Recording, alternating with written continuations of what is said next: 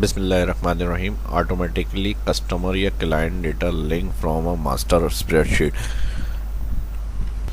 तो ये power Curie option से किस तरह से होगा, पहले एक main master sheet already data होगा हमारे पास बना हुआ, उसके अंदर जो कस्टमर हैं हमारे उनका अलग अलग हमारे पास नाम ऐड हुआ हुआ है, और जो हमारे रिकॉर्ड है जिसमें हम सेल कर रहे हैं, परचेज़ कर रहे हैं, जो भी हम सर्विस प्रोवाइड कर रहे हैं उनका उसमें हमने डेटा एंटर करा हुआ है। और अब अलग अलग रिकॉर्ड है, उन सब का हम चाह रहे हैं एक अलग शीट बनकर उनका जितना उस शीट का रिकॉर्ड है वो एक मेन शीट में आ जाए, सब सेपरेट और फिर प्लस लिंक के साथ। पहले डेटा देख लें और फिर उसके बाद उसको किस तरह से किया जाएगा, ये सारे सभी स्टेप्स जो है इसके अंदर मैं बताऊंगा। अब देखिए यहाँ पर कंपनी का एक कॉलम है, इधर हमारे पास कस्टमर्स के कंपनी जो है वो सारे नाम लिखे हुए हैं अलग अलग, और फिर जो हमारे पास आइटम है वो हमने डिलीवर किए इनको। डेट ये है, कस्टमर्स का नाम ये था, और स्टेटस डिलीवर हो चुके हैं, पेंडिंग के अंदर है कुछ, और डिलीवरी डेट, और यहाँ पर आ जाएगा अमाउंट। अब इसमें सबसे पहले क्या करना है, जो हमारे पास यहाँ कंपनी के नाम आ रहे हैं, अब ये कस्टमर, कंपनी, क्लाइंट जो भी है वो आपका एक कॉलम होगा, और उसको टारगेट करते हुए यानी उसको बेस बनाते हुए अलग अलग शीट में हम चाह रहे हैं कि वो ऐड हो जाएं सारे कुछ, जहाँ जहाँ अलग अलग हमारे पास इसमें डेटा एंट्री है उन सब का। जैसे एबीसी कंप्यूटर है तो ऑल, जहाँ जहाँ एबीसी कंप्यूटर के साथ हमारा कोई कॉन्टैक्ट हुआ है या जो भी हमारी सेल एग्रीमेंट है वो अलग शीट का रिकॉर्ड उनका बन जाए, फिर नेक्स्ट किसी और कंपनी का अलग शीट पे रिकॉर्ड बन जाए। तो इसके लिए हम क्या करेंगे, ये मैं नाम रीनेम कर लेता हूँ एक,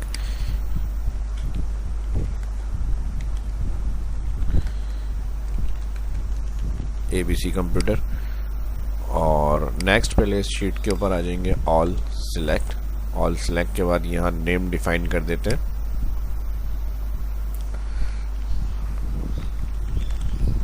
मास्टर शीट के लें, मास्टर लिस्ट के लें, एंटर।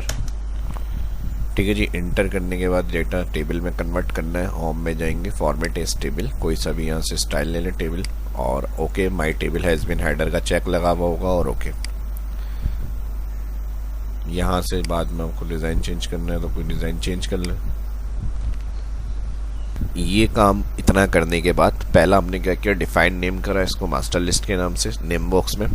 दूसरा काम हमने किया टेबल के अंदर कन्वर्ट। नेक्स्ट शीट पे जाएंगे जहां हमें एक्सट्रैक्ट करना है रिकॉर्ड, उस शीट पर आ जाएंगे। ठीक है जी, अब जिस नाम की शीट हमने बनाई हुई है उस शीट के ऊपर क्लिक करेंगे, एक सेल में कर्सर क्लिक, और फिर उसके बाद डेटा में जाएंगे, यहाँ आपको दिया हुआ है गेट डेटा, और यहाँ से हम जाएंगे फ्रॉम अदर सोर्सेस, यहाँ मिल जाएगा आपको फ्रॉम माइक्रोसॉफ्ट क्यूरी, इस पर क्लिक करेंगे।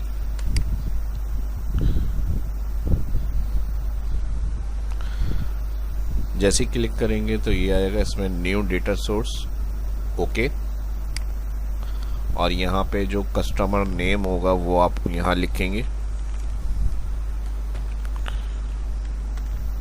एबीसी कंप्यूटर की शीट के ऊपर है तो वो जो रिकॉर्ड है एबीसी कंप्यूटर वो मैंने यहाँ पे लिख लिया। उसके बाद select our driver for the type of database you want to access, इसमें जाएंगे, और यहाँ से ये वाला ऑप्शन जो आ रहा है 4 पे, Microsoft Excel driver, Excel X और एक्सेल एक्सएम, ये वाला ऑप्शन सिलेक्ट, और इसको कनेक्ट ऑप्शन क्लिक, और यहाँ से सिलेक्ट वर्कबुक के अंदर जाएंगे, और यहाँ पर क्लाइंट डेटा के नाम से मेरे पास ये वर्कबुक सेव है डेस्कटॉप के ऊपर, तो इसको मैं सिलेक्ट कर रहा हूँ, और ओके करने के बाद इसको भी ओके कर देंगे। और यहाँ पर जो मास्टर लिस्ट है इसको सिलेक्ट,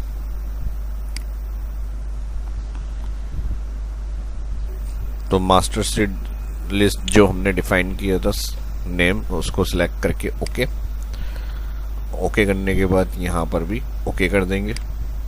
जैसे ही ओके करेंगे तो जो मास्टर लिस्ट के अंदर कॉलम होंगे, सारा रिकॉर्ड आपके पास डेटाबेस का जो होगा हेडिंग्स के नाम, उन कॉलम्स के वो यहाँ पर आ रहे। और इसके अंदर अगर ऑल डेटा उठा के आपको यहाँ पर लेके जाना तो आप यहाँ पर क्लिक ऑल डेटा आ जाएगा। और अगर अपने हिसाब से आपको सेट करना है अरेंज करके, यानी एक एक कॉलम आप चाह रहे हैं कि कंपनी या एंड में आ जाए नेम, तो वो उस हिसाब से आप क्लिक करके इसको अरेंज कर सकते हैं।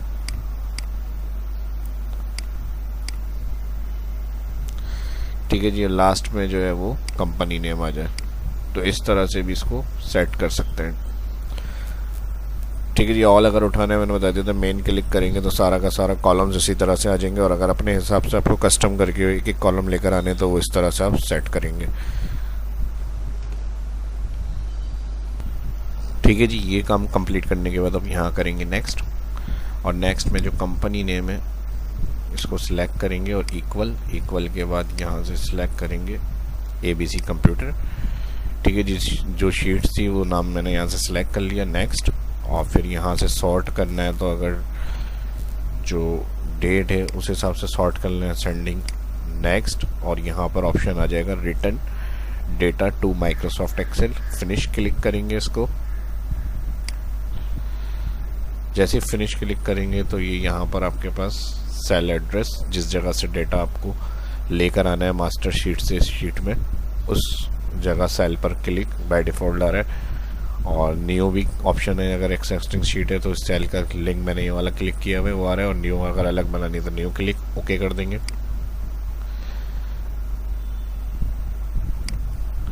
देखिए ये कंपनी नेम एंड में लेकर आ गए थे हम, और जैसे ही ओके किया तो ABC कंप्यूटर का जितना भी रिकॉर्ड था हमारे पास, तो कुछ सेकंडों के अंदर जो बहुत मुश्किल काम था पूरे डेटा में अलग अलग रॉ में हमारे पास रिपीट हुआ होता है डेटा एंट्री। क्योंकि अगर हम करते हैं तो एक मेन डेटाबेस बना हुआ होता है, उसके अंदर डेली का जो हमारे पास रिकॉर्ड आ रहा होता है वो हम एंट्री करते रहते हैं मेंटेन। तो उसके बाद अगर उनको एनालाइज इस तरह से करने के अलग अलग कुछ कस्टमर के मुख्तलिफ कंपनीज़ के साथ जो हमारे कॉन्ट्रैक्ट हैं वो हमारे पास मिक्स हैं, तो एक तो ऑप्शन होता है फ़िल्टर, लेकिन फ़िल्टर के बाद उसको कॉपी पेस्ट करना बार बार हर शीट को तो ये बहुत मुश्किल है। और या फिर स्ट्रैक करने के लिए फार्मूले जो हम लगाते हैं एडवांस वो भी ज़रा मुश्किल हो जाते हैं। इन स्टेप्स को फॉलो करते हुए जितना भी आपका मिक्स डाटा होगा 1000 के करीब है, 5000 10,000 के करीब रिकॉर्ड है, आप कुछ मिनटों में पावर क्यूरी ऑप्शन की मदद से सारा का सारा उस कंपनी का डेटा इस ट्रैक करके अलग शीट पे ला सकते हैं। और इस तरह से अरेंज करके कॉलम, जिस कॉलम को जहाँ सेट करना है वो आप रख सकते हैं इस तरह से।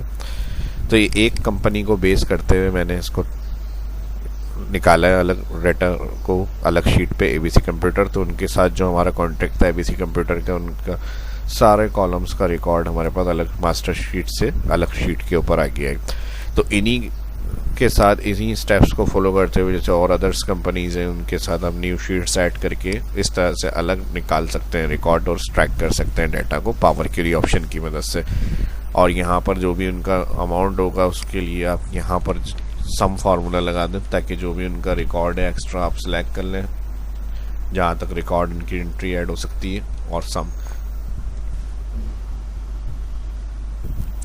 यहाँ मैं कर देता हूँ टोटल अमाउंट। तो मंथली या ईयरली रिकॉर्ड आपने रखा हुआ है एक्सेल के अंदर, उसके बाद आपको ये फाइनल करना है कि इनके पास टोटल क्या हमारे पास अमाउंट आया है या गया है, या ऑर्डर्स हुए हैं, किस डेट को हुए हैं, कब डिलीवर हुए हैं। तो इस तरह से आप रिकॉर्ड आसानी के साथ निकाल सकते हैं और चेक कर सकते हैं उस कंपनी को। अगर आप प्रिंट करके देना चाह रहे हैं उनका, तो ये इस तरह से आप एक्सट्रैक्ट कर लेंगे और फिर फाइल में जाएंगे, प्रिंट ऑप्शन में जाएंगे, जितना रिकॉर्ड होगा इस तरह से पेपर के ऊपर सेट करके आप उसको प्रिंट आउट करके दे सकते हैं। ठीक है जी, तो कुछ समझाने के लिए मैंने रिकॉर्ड बनाया हुआ है। जब ज़्यादा लिस्ट होती है तो इस तरह से पूरी आपके एक पेपर के ऊपर आ जाएंगी। और फिर यहाँ से आप प्रिंटर ऑप्शन जो से प्रिंट करना है वो कॉपीज़ कितनी चाहिए, लास्ट में फाइनल जब ओके हो जाएंगी सारी चीज़ें तो प्रिंट क्लिक करेंगे।